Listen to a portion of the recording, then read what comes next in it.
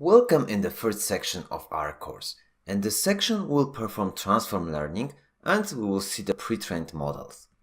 So at the beginning we'll be creating paragraph vectors. Once we have that, we'll be adding labels to non-labeled data.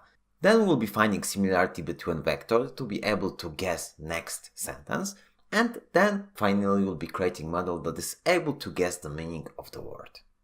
So this is a first video in which we will be creating paragraph vectors.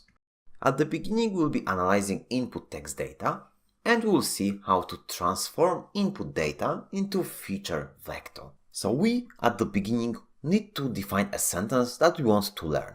We are adding special character at the beginning, so our model will know when to complete the string. So this is a specific marker that it is at the beginning. And our sentence states that the pilot is flying using a plane and at the beginning there is a dot. So this is a sentence that our algorithm should learn from the context of sentences and analyzing.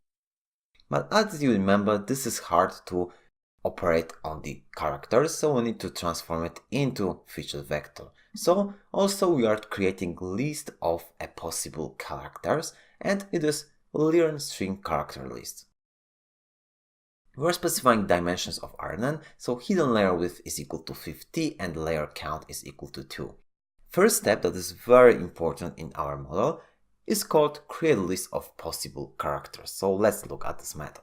So we're creating a linked list of characters and we are iterating over every character in the learn string. So every character will be put into learn string characters and finally that linked hash set will be added to learn string char list. So everything from this will be added.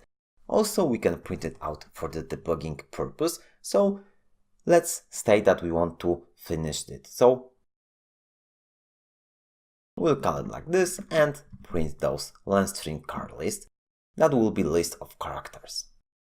Finally we are just returning list of string characters.